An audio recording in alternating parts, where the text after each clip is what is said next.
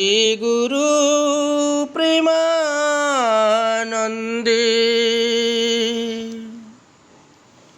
নিতাই গৌর সীতানাথ হরি হরি বল। গুরুবে গৌরচন্দ্রায় রাধিকায় তদালয়ে কৃষ্ণায় কৃষ্ণ ভক্তায় তদ্ভক্তায় নমো নমঃ। সুধী ভক্তবৃন্দগণ, শ্রী শ্রী নরোত্তম দাস ঠাকুর মহাশয় কর্তৃক বিরচিত শ্রী শ্রী প্রেম ভক্তি চন্দ্রিকা নামক গ্রন্থে তিনি যে কিছু প্রার্থনা বলে গিয়েছেন, আমরা সেই প্রার্থনার সরল ব্যাখ্যা আস্বাদন করব। যেমন মনে করেন, গৌর প্রেম রসার নবে সে তরঙ্গে যেবা ডুবে, সে রাধা মাধব অন্তরঙ্গ। গৃহে বা বনতে থাকে হা গৌরাঙ্গ বলি ডাকে, নরোত্তম মাগে তার সঙ্গ, নরোত্তম মাগে তার সঙ্গ। এইভাবে অনেক অনেক প্রার্থনা আছে। তাহলে আমরা এখন সেই প্রার্থনাগুলার আলোচনা করব। যেমন ধরে নরোত্তম দাস ঠাকুর মহাশয়ের প্রথম প্রার্থনা হলো, গৌরাঙ্গ বলিতে হবে পুলক শরীর, হরি হরি বলিতে নয় অনে বহিনীর। আর কবে নিতাই চাঁদ করুণা করিবে, সংসার বাসনা মূর কবে তুচ্ছ হবে। বিষয় চারিয়া কবে শুদ্ধ হবে মন, কবে হামহের শ্রী বৃন্দাবন। রূপ রঘু নাথ বলি হইবে আকুতি, কবে হাম বুঝব সেই যুগল প্রীতি। রূপ রঘুনাথ পদে রহুক মুরয়াস, প্রার্থনা কর হে সদা নরোত্তম দাস। শ্রীল নরোত্তম দাস ঠাকুর মহাশয় প্রেমভক্তি চন্দ্রিকার ন্যায় প্রার্থনাও বৈষ্ণব জগতে তাহার এক অতুলনীয় অবদান। তাহার অবদানের কথা শাস্ত্রে বর্ণন করে গিয়েছেন। তাহার অতি সরল, প্রাঞ্জল এবং প্রাণের আবেগময়ী প্রার্থনা যে অসাধারণ সাধন সম্পদ বা ভাবুল্লাস নিহিত আছে, তাহা ভক্তি জগতে মৃত সঞ্জীবিনী সুধার ন্যায় তিতাবদগ্ধ মুমুষ্য কলিহত জীবের যুগল ভজন রূপ জীবন প্রদায়ী এক পরম আস্বাদের বস্তু, পরম আস্বাদের বিষয়। তাই তিনি প্রার্থনা করেন। প্রার্থনা শব্দের অভিধানিক অর্থ হল যাচনা বা চাওয়া। শুদ্ধ ভক্তগণের অভীষ্টের নিকটে নিজেদের জন্য প্রার্থনা কিছু থাকে না। তারা ঐহিকের ঐশ্বর্য সম্পদাদি বা পারতার্থিকের স্বর্গাদি কোনো কিছুই মুক্তিলাভের প্রার্থনার ভক্তির অন্তরে জাগে না। তারা শুধু প্রেম ভক্তি লাভের বাসনায় প্রার্থনা করে থাকেন। নিজ সুখের নিমিত্ত কোনো অভিলাষ শুদ্ধ ভক্তের অন্তরে না থাকিলেও অভীষ্টের সুখের সম্পত্তি, ভজন কামনা, প্রেম কামনা বা অভীষ্টের সাক্ষাৎ সেবা কামনার তরঙ্গ তাহাদের হৃদয়টিকে সতত উদ্বেগিত করে তোলে। তাই তাহারা অভীষ্টের চরণে ওই বিষয় সতত প্রার্থনা জ্ঞাপন করিয়া থাকেন। ভক্তের সকাতর প্রার্থনা ভগবানের করুণায় অনর্গল খুলিয়া যায়, আর শ্রী ভগবানের করুণার ধারায় অতি স্নাত হইয়া ভক্ত অভীষ্ট বস্তু লাভ করিয়া ধন্য হতে পারেন। তাই ঠাকুর মহাশয়ের প্রার্থনা বাণী তাহারই উৎস বলিয়া জানিবেন। শ্রীমৎ রূপ গোস্বামী পাদ তাহার ভক্তিরসামৃত সিন্ধু গ্রন্থেতে শ্রীমৎ ভগবতে প্রণিহিত শ্রবণ কীর্তনাদি নববিধা ভক্তি বিবৃত প্রসঙ্গে 64 প্রকার ভজনাঙ্গের কথা উল্লেখ করিতে গিয়ে বিজ্ঞপ্তি কথা বললেন। বিজ্ঞপ্তি শব্দের অর্থই হলো প্রার্থনা, আর প্রার্থনাকে যাচনাও বলা হয়, আবার চাওয়াও বলা হয়ে থাকে। তাই এটা ভক্তির একটি অন্যতম অঙ্গ। শ্রীপাদ বিজ্ঞপ্তি প্রকারভেদে নিরূপণ করতে গিয়ে লিখলেন, সাং প্রার্থনা তেমিকা দন্যম রাধিকাম লালসামহি বুধিকা লালসামহি ইত্যাদি বিবিধা ধীরে কৃষ্ণ বিজ্ঞপ্তি রীতিতা। অর্থাৎ বিজ্ঞগণ শ্রীকৃষ্ণের নিকটে বিজ্ঞপ্তির সংপ্রার্থনাত্মিকা, দৈন্যবোধিতা এবং লালসাময়ী ইত্যাদি বিবিধ ভেদ নিরূপণ করিয়া থাকেন।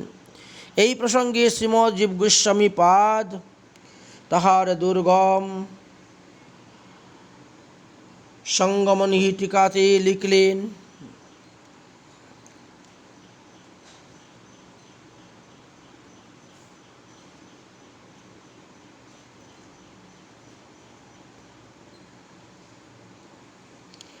যথো সত প্রার্থনাৎ অনুলুপ্ত লালসা তো জাতো ভাবশ্চতি ভেদ।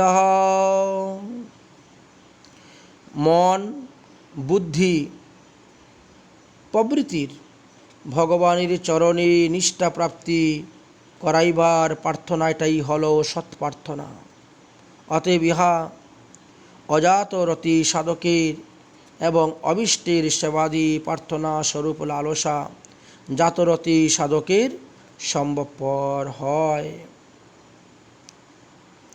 জাতরতি সাধকের প্রার্থনাগুলি লালসাপূর্ণ বলিয়াই তাহাকেহ লালসাময়ী বলিতে কোনো বাধা নেই। প্রসঙ্গা বিধিভক্তি প্রকরণে সৎ প্রার্থনা এবং লালসার বিবৃতি দিলেহ রাগানুগা প্রকরণে ইহার উপযুক্ত স্থল বলিয়া জানিতে হইবে। শ্রী নরোত্তম দাস ঠাকুর মহাশয় প্রেমের মূরতি এবং রাগানুগা ভক্তির আচার্য। সুতরাং তাহার সৎ প্রার্থনা, দৈন্যবোধিকা প্রভৃতি বিজ্ঞপ্তি সবই প্রজ্ঞার ও লীলাময়ী বলিয়া জানিতে হইবে। সুতরাং এইসব প্রার্থনার অনুবাদ বা শ্রবণ কীর্তন সাধকের প্রাণের প্রার্থনাটি খাঁটি হইবে এবং এই মহা শক্তিশালী প্রার্থনা বাণী সাধকের প্রতি শ্রী ভগবানের কৃপার অগরহল খুলিয়া দিবে। শ্রীল ঠাকুর মহাশয়ের এই রূপে প্রার্থনা পদ অতি সহজ সরল সাবলীলহ প্রয়ার এবং ত্রিপদ ছন্দে রচিত হইয়াছে। ভজন অনুভবময় বাণী বলিয়া অতিশয় ভাবগম্ভীর এবং গভীর অর্থ সারণপূর্ণ। শ্রীল গ্রন্থকার মহোদয় কৃপা করুণা সম্বল করিয়া আমরা ইহার যথারীতি সংক্ষিপ্ত অর্থ বিচারে প্রবৃত্ত হইতেছি, আস্বাদনে প্রবৃত্ত হইতেছি। কোনো দুরধিগম্য বা দুর্ঘেয় বিষয়কে লক্ষ্য করিয়া যেসব প্রার্থনা বাণী প্রবর্তন হইয়াছে, মাদৃশ্য ক্ষুদ্র জীবের পক্ষে তার যথার্থ ধারণা অতীত। অতএব ইহার ব্যাখ্যাও যে শ্রীপাদ গ্রন্থকারীর মহাভাবগম্ভীর বাণীর মর্ম তরলিত হইবে, ইহাতে কোনিও সন্দেহ নাই। তথাপি বৈষ্ণবগণের আজ্ঞায় বা ইচ্ছায় এই মহা দুঃসাহসিক কার্যেতে প্রবৃত্ত হয়ে বাধ্য হইয়াছি। শ্রীপাদ ঠাকুর মহাশয়ের চরণে এই জন্য পুনর শতকোটি প্রণাম এবং ক্ষমা ভিক্ষা করিতেছি। শ্রীল গ্রন্থকার মহোদয় প্রার্থনা পদের আরম্ভে ভাবদশার কামনায় বলিলেন, গৌরাঙ্গ বলিতে হবে পুলক শরীর, হরি হরি বলিতে নয়নে বহিনীর। নাম এবং নামই অভিন্ন তত্ত্ব, সুতরাং নামে নামই শ্রী ভগবানের পূর্ণ শক্তি অভিব্যক্ত রহিয়াছেন। ব্রজেন্দ্র নন্দন শ্রীকৃষ্ণ প্রেমময়ী শ্রী রাধারানীর ভাব কান্তি গ্রহণ করিয়াই গৌরাঙ্গ হয়েছেন। সুতরাং সেই প্রেম অবতারের অন্তরে যেন সতত মহাভাব ও সিন্ধুর বিপুল আরুরণ, তদ্রূপ শ্রী অঙ্গহ সর্বদা অশ্রু পুলকাদি অষ্টসাত্ত্বিকে বিরাজ প্রাপ্ত। তাই গৌরাঙ্গ নাম উচ্চারণের সঙ্গে সঙ্গেই সেই মহাপ্রেমময় মূর্তিকে যাতে স্মৃতিতে আসে এবং নাম উচ্চারণকারীর দেহ যাতে পুলকিত হইয়া উঠে, সেই প্রার্থনা জানাই। অদ্যপিও দেখো চৈতন্যের নাম যেই লয়, কৃষ্ণ প্রেম পুলক অশ্রু বিবল সেই হয়, শ্রী চৈতন্য চরিতামৃতে আমরা দেখতে পাই। শ্রীল ঠাকুর মহাশয় দৈন্যবশত ভাবিতেছেন, হায় এমন প্রেমময় গৌরাঙ্গের নাম আমার রথি জন্মিল না। কবে আমার এমন শুভদিন হইবে, যেই দিন গৌরাঙ্গ নাম উচ্চারণে ভাবদশা উদয় হইয়ে দেহ পুলকিত হয়ে উঠবে। তাই গৌরাঙ্গের নামে রথি কামনা করিয়া হরিনামে বা কৃষ্ণ নামের রথি কামনা করিতেছেন। হরি হরি বলিতে নয়নে বহিনীর। হরি নাম উচ্চারণ করিতে স্বপ্রকাশ হরিনাম শ্রীল ঠাকুর মহাশয় প্রেমময় জিহ্বায় পুনর উচ্চারিত হইতে লাগিল। কতবার যে তাহার জিহ্বায় হরিনাম উচ্চারিত হইয়াছে, তাহা কাহারও ধারণা করিবার সাধ্য নাই। কেবল হরি হরি এই দুইবার লিখিয়াই তিনি সেই পুনর উচ্চারিত অনন্ত হরিনামের ইঙ্গিত করিলেন মাত্র। হায় হরি হরি বলিতে কবে আমার নয়নে অশ্রুধারা প্রবাহিত হইবে। শ্রীল ঠাকুর মহাশয় গৌরাঙ্গের নাম এবং হরিনামে যে অশ্রু পুলকাদি কামনা করিয়াছিলেন, তাহার নাম হল সাত্ত্বিক ভাব। কৃষ্ণ সম্বন্ধ সাক্ষাৎ কিঞ্চিদব্যাং ব্যবধানত। শ্রীকৃষ্ণ সম্বন্ধীয় দাস্য শৈক্যাদি পঞ্চবিধ মুখ্য রতির দশা দ্বারা সাক্ষাৎভাবে এবং হাস্য করুণাদি সপ্ত গৌণ রতি দ্বারা কিঞ্চিত অবধানের আক্রান্ত চিত্তে পণ্ডিতগণ সত্য বলিয়া থাকেন। কেবল সেই সত্য হইতেই সমুৎপন্ন ভাবসমূহকে সাত্ত্বিক বলা হয়। তাই অশ্রু পুলক কম্প বিভিন্ন আদি অষ্টসাত্ত্বিক ভাব বা রতি কর্তৃক আক্রান্ত বিগলিত চিত্তে এই অশ্রু পুলকাদি উদিত হইলেই তাহার আস্বাদন চমৎকারিত প্রকাশ পায়। চিত্ত বিগলিতের পূর্বে অশ্রুপুলকাদি উদিত হইলে তাহাকে সাত্ত্বিক ভাব বলা হয়ে থাকে। ইহার কোনো আস্বাদন চমৎকারিতা নাই। এই জন্য অশ্রুপুলকাদিতে ভাবোদয়ের সাধন লক্ষণ বলা হইয়াছে। অসাধারণ লক্ষণ বা অনুভব তো 9টি শাস্ত্রে লেখা আছে। ক্ষান্তি, অব্যক্ত, কালতা, বিরক্তি, নিরভিমানতা, আশাবদ্ধ, সমুৎকণ্ঠা, নাম গানে সদা রুচি, ভগবত গুণানুবাদী আসক্তি এবং তদীয় বসতিস্থলে প্রীতি। এই যে ভাবের অঙ্কুরমাত্র যাহাদের হৃদয়ে উদিত হইয়াছে, তাহাদের মধ্যে এই অনুভবগুলি উদিত হইয়া থাকে। শ্রীমৎ জীব গোস্বামী পাদ লিখলেন, তদেবং প্রতীত্য লক্ষ্মণম চিত্তদ্রবস্তশ্চ রোমহর্ষাদিকম। প্রীতির লক্ষণ চিত্তদ্রবতা এবং তাহার লক্ষণ অশ্রুপুলকাদি। কিয়ৎ পরিমাণে চিত্ত দ্রবীভূত হইলে বা পুলক পুলকাদি উদয় হইল যদি চিত্তশুদ্ধি বা কৃষ্ণ সেবা ব্যতীত অন্য তাৎপর্য পরিত্যাগ এবং শ্রীকৃষ্ণের প্রীতি তাৎপর্য প্রকাশ না হয়, তা হইলে তাহাও ভক্তির সম্যক আবির্ভাব নহে বলিয়াই বুঝিতে হইবে।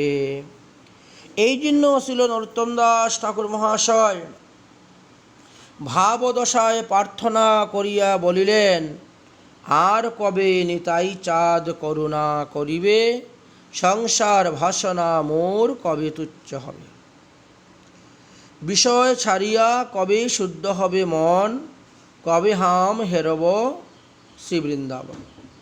শ্রীপাদ গ্রন্থকার শ্রী শ্রী নিতাই চাঁদের প্রেমের মূরতি হইয়াও দৈন্য ভরে প্রার্থনা করিয়া এই শ্রী গৌর নিত্যানন্দের যুগলের মানুষকে শিক্ষা দিতেছেন। এই গৌর নিত্যানন্দের যুগের মানুষ অর্থাৎ কলিযুগের মানুষকে শিক্ষা দিতেছেন। এই যুগে পতিত উদ্ধারের নিমিত্ত পতিত অবতার শ্রী নিতাই চাঁদের যে অসাধারণ করুণা অভিব্যক্ত ঘটিয়াছে, তাহার কোনো তুলনা নাই। দন্তে তীর্ণ ধরি নিতাই নগরে বেড়ায়, যারে দেখে তারে কহে দন্তে তীর্ণ ধরি, আমারে কিনিয়া লও বল গৌর হরি। এইরূপ দয়াময় শ্রী নিতাই চাঁদের কৃপা ব্যতীত কলিযুগের মানুষ কলিহত জীব অনাদিকাল হইতে তো সংসার বাসনা দেহদৈহিকাদির আসক্তিতে প্রবল সংস্কার তুচ্ছ হইয়া কিরূপে তারা উদ্ধার হইবে। তাই নিতাইয়ের করুণা হইলেই বিষয় আসক্তি লুপ্ত হয়ে যাবে, বিষয় বাসনা দূরে চলে যাবে, বিষয় বাসনা পরিত্যাগ করিয়া তাদের চিত্তশুদ্ধি হইবে এবং শ্রী বৃন্দাবন দর্শনের নিমিত্ত তাদের ব্যাকুলতা জাগবে, মধুর বৃন্দাবনের শুভা নয়ন গোচর হইবে। শ্রী বৃন্দাবন শ্রী রূপ রঘুনাথের ভজনস্থলে এই বৃন্দাবনে সরগোস্বামীগণ ভজন করিয়াছেন। মহাব্যাকুলতায় অনুপ্রাণিত হইয়া তাহারা অহনিশি এই বৃন্দাবনে শ্রী রাধা কৃষ্ণের অন্বেষণ করিয়াছেন। ভজন মানেই অবিষ্টকে খুঁজা বা অন্বেষণ করা। বৃন্দাবন গোস্বামীপাদ গণের আকুতিময় ভজন রস ভরপুর। শ্রী বৃন্দাবনে আসিলে শুদ্ধ চিত্ত সাধকের এই আকুতির যথাসম্ভব সংমগ্ন হইয়া থাকেন। শ্রীরূপ রঘুনাথের কৃপায় সাধক যখন যুগল প্রীতি বুঝিতে পারেন, গোস্বামীপাদগণ ব্রজেরই মঞ্জুরি যুগল প্রীতির বিষব বিশ্ব মানবকে বুঝাইবার নিমিত্ত শ্রীমৎ মহাপ্রভুর সঙ্গে মহাপ্রভুর পার্শ্বদরূপে বিশ্বে অবতীর্ণ হইয়াছিলেন এই জন্য তাহারা তাহাদের বিপুল অনুভূতিপূর্ণ যুগল প্রীতির শিক্ষা তাহাদের গ্রন্থে নির্বন্ধরূপে রচনা করিয়া গিয়াছেন। সাধক তাহাদের ভজনস্থলী এবং বৃন্দাবনে তাহাদের জন্য ব্যাকুল হইয়া, হা রূপ, হা রঘুনাথ, তোমরা কোথায় আমায় দর্শন দাও। এই তো আমাদের ভজনস্থলী বৃন্দাবন, এই স্থানে তোমাদের নিত্যলীলা চলিতেছে। মুহ অন্ধ আমি, তোমাদের লীলায় আমি দেখিতে পাচ্ছি না। সাধক এইভাবে এই বৃন্দাবনে রূপ সনাতনের নাম লইয়া ব্যাকুল হয়ে তাহাদের করুণা প্রার্থনা করবেন, তবেই তাদের করুণা নামিয়া আসিবে। সাধক তাহাতে কৃপায় যুগল প্রেমের অনুভব প্রাপ্ত হইবেন। তাই রূপ রঘুনাথ বলি হইবে আকুতি, কবে হাম বুঝব সেই যুগল প্রীতি। যুগল প্রীতি বলতে শ্রী শ্রী রাধা মাধবের পরম বিশুদ্ধ পারস্পরিক প্রেম। এই প্রেম বোধশক্তি সুদুর্লভ, একমাত্র শ্রী রূপ রঘুনাথের কৃপাই সাপেক্ষ। তাই বলিলেন, রূপ রঘুনাথ পদে রহু মোর আস, প্রার্থনা করেহি সদা নরোত্তম দাস। প্রথমত তিনি প্রার্থনা করলেন, তারপরে তিনি দৈন্যবোধ কারণে আরও একটি দ্বিতীয় যে প্রার্থনা করেছিলেন সেটা আমরা আগামী পর্বে আস্বাদন করব।